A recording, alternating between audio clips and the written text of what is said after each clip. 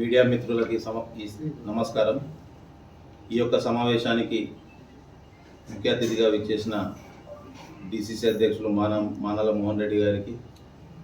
సాయిబాబా గౌడ్ గారికి, మాజీ చైర్మన్లకి, మండల అధ్యక్షులకి, యువజన అధ్యక్షుడికి, మిగతా నాయకులకందరికీ నమస్కారాలు తెలియజేస్తూ 2వ తారీఖు నాడు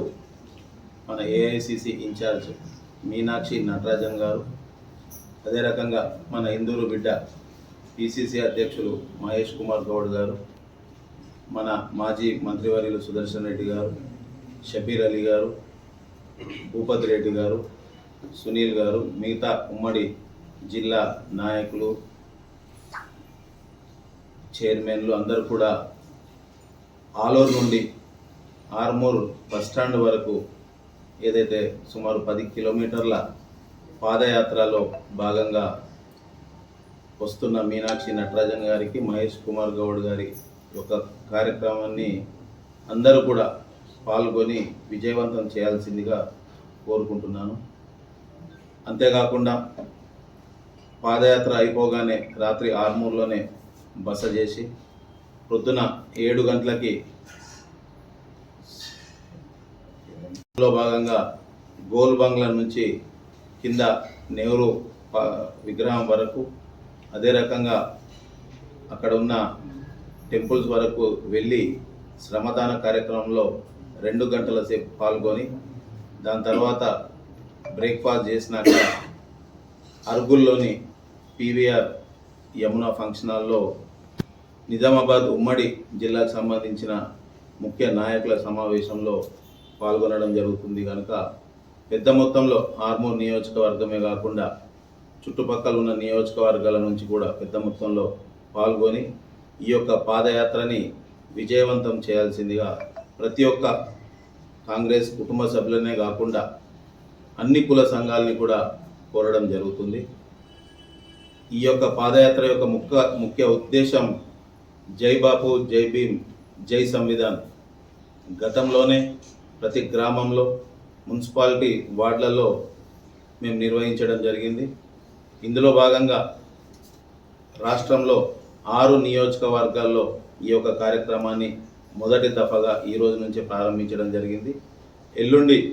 జరిగే ఆర్మూర్ నియోజకవర్గ కార్యక్రమం అనేది 3వ కార్యక్రమం కనుక ఈ యొక్క కార్యక్రమంలో చుట్టుపక్కల ఉన్న నియోజకవర్గాల నుంచి ముఖ్యంగా ఆర్మూర్కు సంబంధించిన ప్రతి ఒక్క కాంగ్రెస్ కుటుంబ సభ్యులందరూ కూడా ఈ యొక్క కార్యక్రమంలో పాల్గొని విజయవంతం చేయాల్సిందిగా కోరుకుంటున్నాను. ప్రభుత్వాన్ని నడిపించాలంటే ఈ విధంగా ఒక పక్క ఆర్థిక వ్యవస్థను బాగుపరుస్తూనే మరొక పక్క అభివృద్ధి సంక్షేమాలు ఏ విధంగా ఇవ్వగలుగుతామో చెప్పే విధంగా జరుగుతున్నటువంటి కార్యక్రమాల పైన కొంత ఫీడ్బ్యాక్ తీసుకోవడానికి, ఎక్కడైనా చిన్న చిన్న ల్యాబ్స్ ఉంటే వాటిని సరిదిద్దుకోవడానికి ఉపయోగపడుతుంది. కాబట్టి ఈ పాదయాత్ర కార్యక్రమాలు నడుస్తుంది. అయితే ఇది నడుస్తున్న క్రమంలో ఈ రాష్ట్రంలో కేటీఆర్, అదేవిధంగా హరీష్ రావు సంబంధించినటువంటి రాష్ట్ర స్థాయి వాళ్ళ పార్టీకి సంబంధించిన టీఆర్ఎస్ వాళ్ళు కానీ, అటు కిషన్ రెడ్డి, బండి సంజయ్ లాంటి వాళ్ళు కానీ ఈ జిల్లాకు వస్తే అంటే ఉనికే కోల్పోయినటువంటి టీఆర్ఎస్ పార్టీకి సంబంధించిన వాళ్ళు, ఇక్కడ లోకల్లో ఉన్నటువంటి బీజేపీ శాసనసభ్యుడు అంటే మరో ఇక్కడ ఏమంటారంట కొత్తగా పాల్ సంథింగ్ ఏదో పేరు పెట్టంటారట, అటువంటి వాళ్ళందరూ కూడా కాంగ్రెస్ పార్టీని విమర్శించాలి, కాంగ్రెస్ పార్టీని ఏ విధంగా పల్చన చేయాలని ఒక కార్యక్రమాన్ని తీసుకొని ముందుకెళ్తున్న క్రమంలో వాస్తవాలు ప్రజలకు ఎప్పటికప్పుడు తెలియజేసే విధంగా రాబోయే స్థానిక సంస్థలలో కాంగ్రెస్ పార్టీని ఎందుకు గెలిపించాలి, కాంగ్రెస్ పార్టీ ఉండడం ద్వారా ఈ రాష్ట్రంలో ఈ జిల్లాలో జరుగుతున్నటువంటి మేళ్ల గురించి ప్రజలకు వివరించే కార్యక్రమాన్ని ముందుకు తీసుకెళ్ళి కాంగ్రెస్ పార్టీ కార్యకర్తలతో పాటు యువజన కాంగ్రెస్ నాయకులు కూడా అందరూ కూడా ముందటుండి గ్రామాన ఒక వాతావరణం తీసుకెళ్లి ఈ పాదయాత్ర విజయవంతం చేయాల్సిందిగా మా కాంగ్రెస్ శ్రేణులకు, ముఖ్యంగా నిజామాబాద్ జిల్లా ప్రజలకు మేము పిలుపునిస్తున్నాం. అయితే 10 సంవత్సరాల కాలంలో చేయనటువంటి పనులను ఈ రాష్ట్రంలో రేవంత్ రెడ్డి గారు ఒక్కొక్కటి చేస్తుంటే, ఉదాహరణకు ఉచిత బస్ సౌకర్యం అయితేనేది దేశంలో ఎక్కడ లేని కేవలం కాంగ్రెస్ రాష్ట్రాలైనటువంటి కర్ణాటక, తెలంగాణలో తప్ప ఎక్కడకు లేదు. మనం చూస్తే ఈరోజు తెలుగుదేశం పార్టీ ఆంధ్రలో ప్రారంభించినటువంటి పరిస్థితి. అంతేకాకుండా ఏకకాలంలో 21,000 కోట్ల రూపాయలు రుణమాఫీ చేయడం విషయంలోనైతేంది, మరొక పక్క 10 లక్షల రూపాయలు ఆరోగ్యశ్రీ అయితేంది, ఇంకో పక్క అన్నిటికంటే ముఖ్యంగా పేదవాడు కూడా సన్న బియ్యంతో భోజనం చేయాలి అనే ఒక సంకల్పం తీసుకున్నటువంటి ముఖ్యమంత్రి ఈరోజు రాష్ట్రంలో ఉన్నటువంటి ప్రతి పేదవాడికి సన్న బియ్యం ఇచ్చి అందరం సమానమైన ఒక సమానత్వ సూచికగా సన్న బియ్యాన్ని ఎంత వ్యయ ప్రయాసాల కోరికైనా సన్న బియ్యాలను ఇస్తున్నటువంటి కార్యక్రమం. మరొక పక్క ఊకదుంపుడు ఉపన్యాసాలతో 10 సంవత్సరాల కాలం గడిపినటువంటి కేసీఆర్ టీఆర్ఎస్ ప్రభుత్వం డబుల్ బెడ్రూమ్ ఇళ్ల పేరుతోటి లెక్కలేనని మోసాలు చేస్తే కనీసం 10 సంవత్సరాల కాలంలో పదుల సంఖ్యలో కూడా డబుల్ బెడ్రూమ్ ఇల్లు నిర్మించకపోగా ఏవైతే